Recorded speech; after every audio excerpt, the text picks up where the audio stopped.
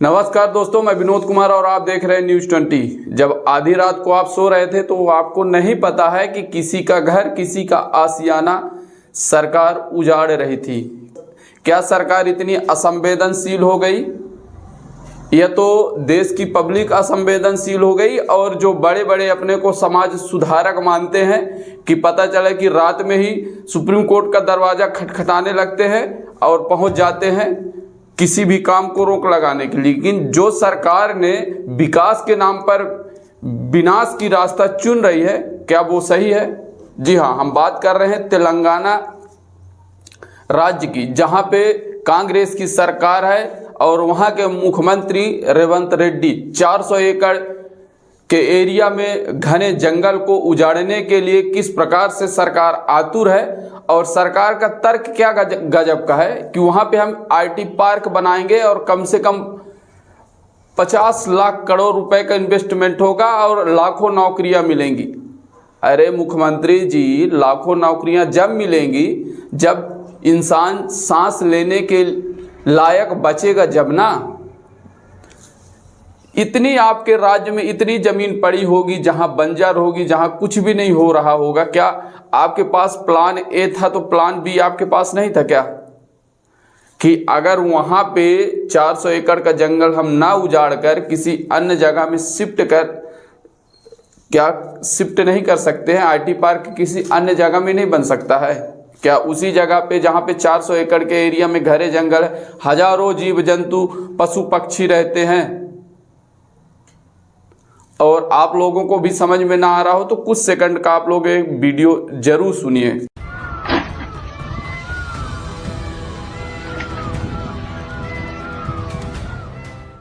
अगर फिर भी आपको ना समझ में आ रहा हो तो वो दिन दूर नहीं है कि जिस प्रकार से आप किसी भी दुकान के सामने खड़े होते हैं, पानी का बॉटल लेते हैं, उसी प्रकार से आप लोगों को ऑक्सीजन लेके चलना पड़ेगा। अभी आप देखते होंगे जैसे ही जनवरी और दिसंबर का महीना आता है तो दिल्ली एनसीआर का क्या हाल होता है। सरकार के द्वारा कृत्रिम आर्टिफिशियल बारिश कराई जाती है। प्रदूषण उसको खत्म करने के लिए तरह तरह के प्रयोग किए जा रहे हैं, लेकिन उसका निजात नहीं है। और जहाँ पे जंगल है वहाँ पे आप उजाड़ कर आईटी हब बनाना चाहते हैं।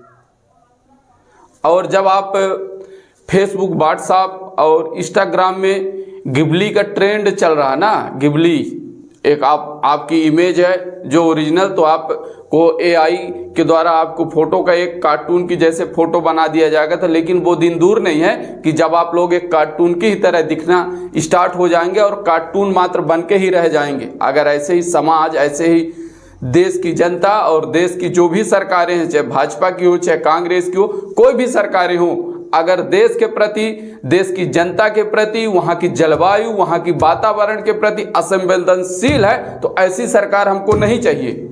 और ऐसी सुविधाओं के नाम पर जो जंगल को उजाड़ा जा रहा है, तो ऐसी आईटी हब नहीं चाहिए, आईटी पार्क नहीं चाहिए, ऐसी नौकरियों को नहीं चाहिए।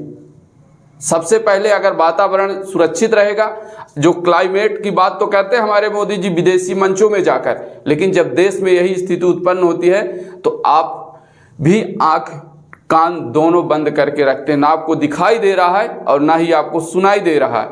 और आपको यकीन न हो रहा हो तो आप लोग एक बार फिर कुछ सेकंड का वीडियो जरूर देखिए किस प्रकार से चीख पुकार मची हुई जब आधी रात को दसों जेसीबी बुलडोजर चलते हैं उस जंगल को उजाड़ने के लिए। क्योंकि दिन में वहाँ पे जो हैदराबाद यूनिवर्सिटी के छात्र हैं उनके द्वारा प्रोटेस्ट किया जाता है, कुछ टीचरों के द्वारा भी प्रोटेस्ट किया जाता है कि इस जंगल को जंगल ही रहने दिया जाए और यहाँ पे हजारों जो जीव जंतु हैं उनको भी बख्शा जाए, इसके जगह किसी अन्य जगह पे आईटी पार्क बनाया जाए।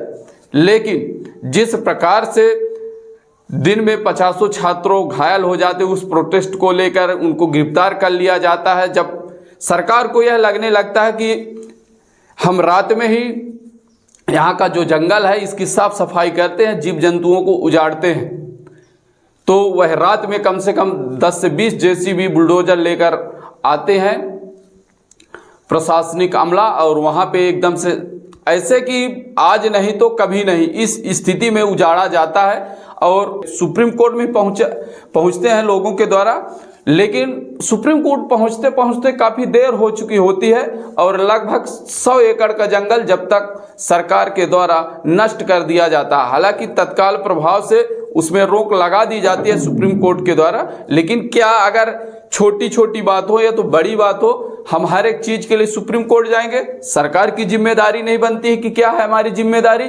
किस प्रकार से हम तो बड़े बड़े भाषण देते हैं, मूवियों में देखते हैं कि कोई भी किसी बिजनेसमैन उद्योगपति कोई कॉलोनी पसंद आ जाती है तो वो नेता साठगांठ कर लेता है और रातों रात उस झुग्गी झोपड़ी में बुलडोजर चला दिया जाता, जेसीबी चला दी जाती। ठीक उसी प्रकार से सरकार जिस प्रकार से रवैया अपना रखी है, किसी मूवी से कम दृश्य नहीं नजर आ रहा था। वहां पे जो चीख पुकार जंगल में जितने भी जानवर हैं सब की मची हुई थी, लेकिन नहीं, सरकार कुंभकर्ण की नींद में मस्त सो रही थी। राहुल जी से भी कहना चाहेंगे कि राहुल जी आप भी अपने तेलंगाना राज्य में ध्यान दीजिए, आपकी सरकार है, आपकी जवाबदेही बनती है और आपको जवाब देना पड़ेगा, क्योंकि जिस प्रकार से दिनों दिन क्लाइमेट चेंज हो रहा है, इन्वायरमेंट चेंज हो रहा है, तो अगर इसी रफ्तार में आप लोग विकास की गति पकड़ते रहे ना तो विकास तो नहीं होगा लेकिन विनाश जरूर हो जाएगा इस राज्य तेलंगाना राज्य का, लोगों का, देश का।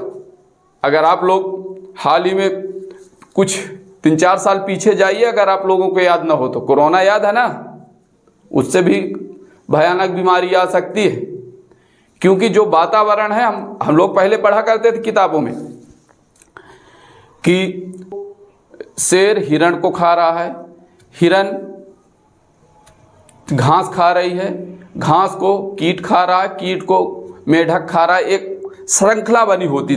ठीक ऐसे ही ये प्रकृति चलती है और जब इस प्रकृति के साथ छेड़खानी की जाती है तो प्रकृति अपने आप को जब अपडेट करती है तो कितनों लोगों को बहा कर ले जाती है।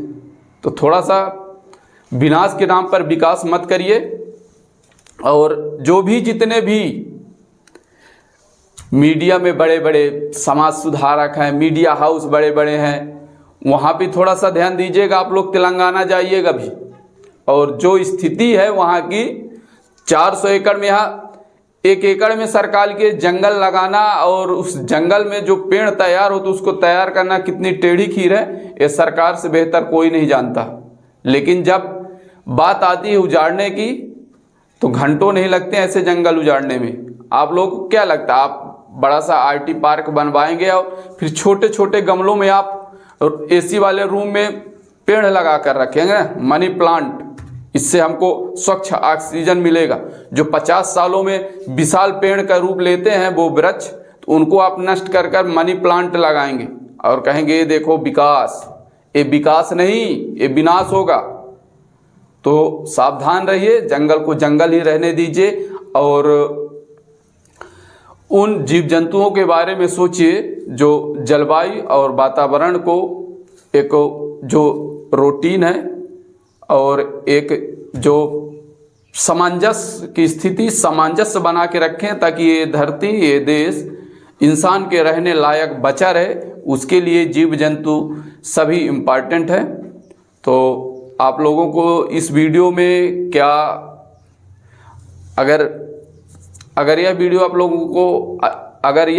लोगों को अच्छा लगा तो लाइक शेयर सब्सक्राइब जरूर करिए और इस वीडियो को आप लोग ज़्यादा से ज़्यादा शेयर जरूर करिए और अपनी राय भी रखिए। और अपने स्तर से अगर आप तेलंगाना जा नहीं सकते हैं, हैदराबाद यूनिवर्सिटी के जो स्टूडेंट हैं उनके साथ आप प्रोटेस्ट में खड़े नहीं हो सकते हैं, तो आप सोशल मीडिया के माध्यम से विरोध करिए ऐसी सरकार का और ऐसे विकास का, लेकिन विरोध जरूर करिए अगर आपके अंदर का इंसान, आपके अंदर का इंसानियत जिंदा है तो। बहुत बहुत धन्यवाद।